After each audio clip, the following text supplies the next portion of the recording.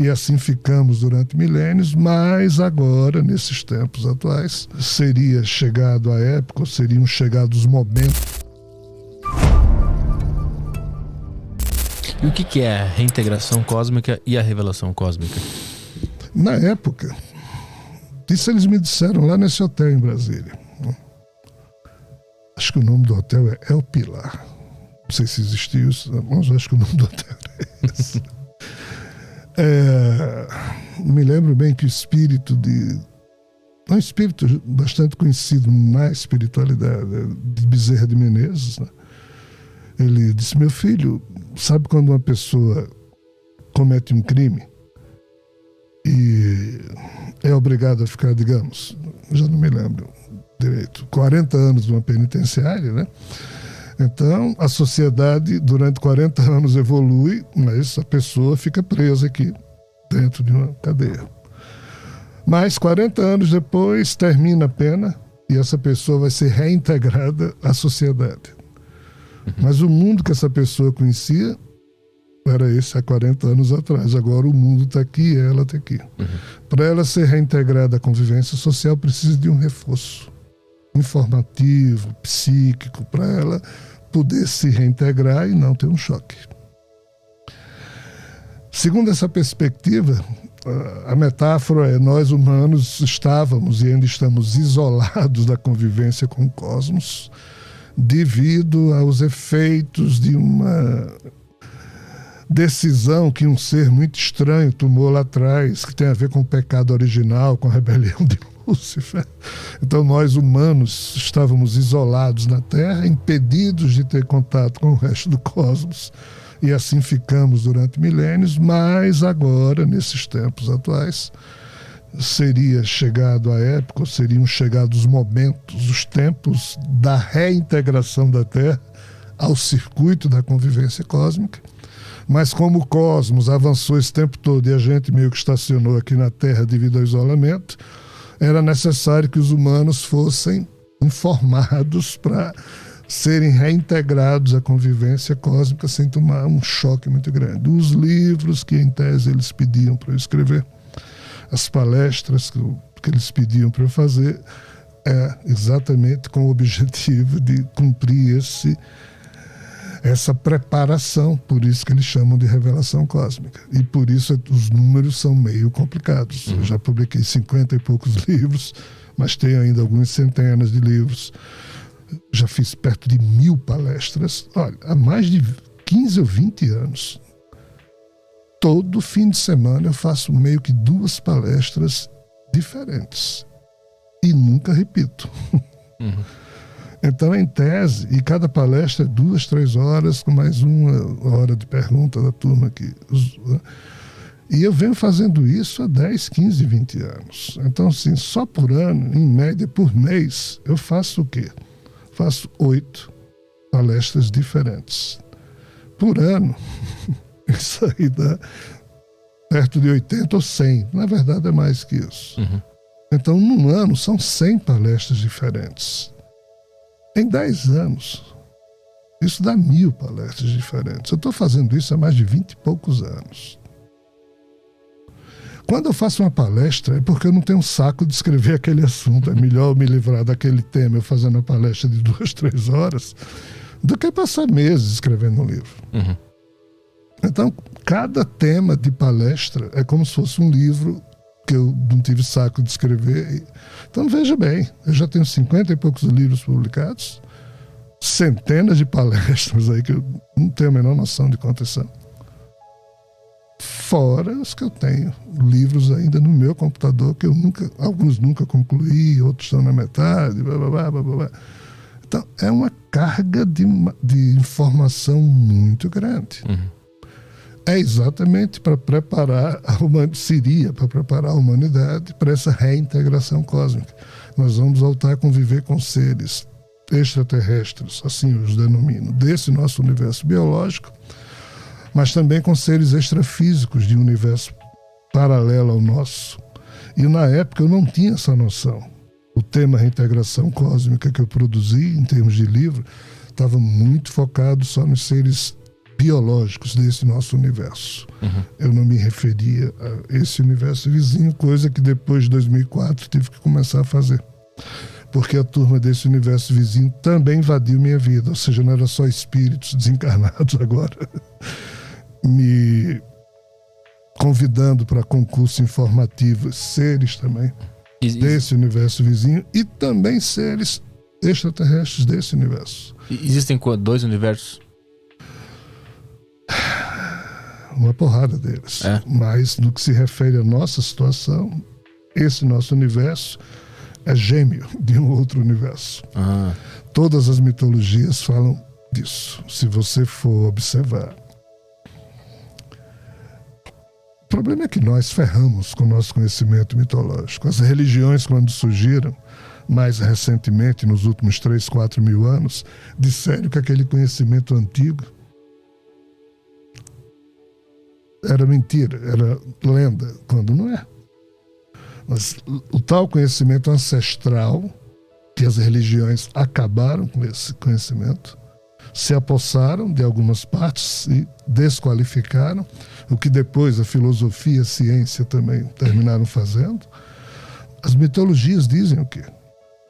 Todas elas falam no mito do ovo cósmico. O que é o mito do ovo cósmico? É o que a ciência hoje confirma, o Big Bang.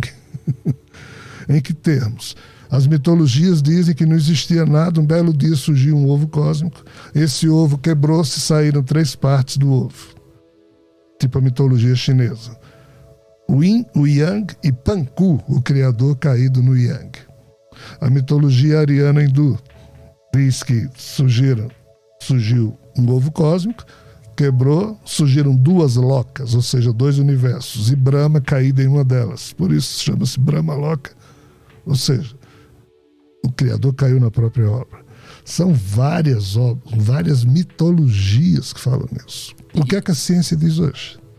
Que não existia nada, surgiu uma singularidade, uma sopa de quarks e gluons, que quando explodiu, que é o Big Bang, começou a produzir matéria e antimatéria. Só que matéria e antimatéria, quando se encontram, se autoaniquilam. Mas ainda assim, em certos padrões de quantidades de autoaniquilação, sobra um átomo material, um átomo antimaterial. Então a ciência hoje já sabe, já tem pelo menos 4 trabalhos científicos que mostram que, de fato, nós vivemos num universo material, mas tem um universo antimaterial paralelo ao nosso. E o que é que as mitologias dizem? Que lá atrás os portais entre esses universos estavam abertos. E os seres desse universo vizinho vinham para o nosso. Voltar que era complicado. E os nossos aqui, biológicos, não conseguiam ir para lá. Mas de lá para cá havia um fluxo. As mitologias falam disso abertamente. E em 2012 isso acabou. Esses portais se lacraram. Pela entropia, devido à entropia que a ciência só conhece a parte da entropia do nosso universo, mas há uma entropia maior. E esses portais começaram a se fechar ao longo dos últimos 5 mil anos e se lacraram em 2012, mas a turma do universo vizinho está criando portais tecnológicos.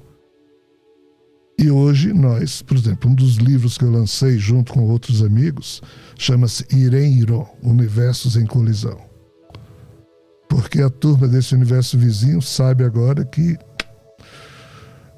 o universo de lá está se acabando. O daqui ainda vai durar bilhões de anos. Então a missão é eles virem por de cá. Já estão vindo. Mas é uma questão de sobrevivência, não é uma questão de evolução cósmica. Sobrevivência.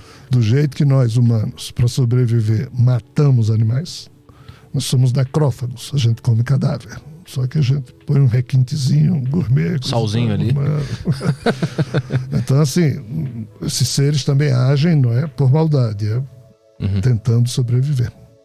Mas eles precisam da nossa energia ou eles conseguem conviver pacificamente? Infelizmente, precisam da nossa energia também. Então é um negócio meio Matrix. Meio não. Totalmente. É Matrix sobre Matrix sobre Matrix. E nós não estamos falando do nível espiritual. O nível espiritual envolve esses dois universos. Só que o nosso, em relação a eles de lá nos percebem, nós aqui não os percebemos. Então é como se nós estivéssemos numa Matrix e eles fora da Matrix. Mas numa outra perspectiva, esses dois universos já seriam uma Matrix, e quem está fora, na espiritualidade, está fora de... Ou seja, o problema é muito, muito complexo. E minha vida foi invadida por todos esses vetores. Quantas camadas de Matrix você acha que tem? No mínimo 4. E a do topo, a quarta, ela não está envolvida Seria em outra? Seria a espiritualidade superior. Na revelação espírita, coordenada por Kardec, é dito que antes desse Big Bang, tá, desse universo surgir, já existia a chamada espiritualidade superior, incriada. Deus seria, entre aspas, um ser incriado. Quando isso aqui surgiu, aí espíritos simples e ignorantes foram criados para imantar lombrigas, vermes, jacarés, seres humanos e os seres desse universo vizinho primeiro. Então, sob essa perspectiva, nós temos o paraíso, e é de lá que artistas criam universos. Do jeito que nós, na nossa cultura humana, tem gente que consegue criar e tem gente que não consegue criar. Nessa perspectiva, nessa analogia pobre, lá no paraíso tem umas figuras co-criadoras que conseguem pegar da sua própria Kundalini, e cada ser espiritual tem essa energia nuclear herdada do ser a quem eles chamam de o Deus verdadeiro, que nós, na Terra, nunca tivemos nem noção de quem é esse ser. Todos os conceitos de Deus que a gente usou até hoje é tudo furado, sob essa perspectiva. Aí, como esse ser deu de si a sua parte divina que habita em cada consciência particularizada, é nesse sentido que o sagrado habita em cada um de nós, mas também nas plantinhas, nos animais. Qualquer mônada ou alma, está lá o sagrado. E algumas dessas consciências particularizadas são artistas e co-criam faixas de realidades a partir da matriz divina, ou seja, do próprio campo quântico, que seria resultado da... começa a complicação. Da imanência, ou do campo imanente que esse ser naturalmente emite com sua ternura, com sua beleza infindável, ainda que não saiba lidar com o caos. E esses seres, então, criam, a partir da periferia do paraíso, vamos assim falar, novas realidades que são blindadas em relação ao paraíso. Então, cada nova realidade dessa é uma matrix comparada à realidade âncora, que seria essa realidade espiritual.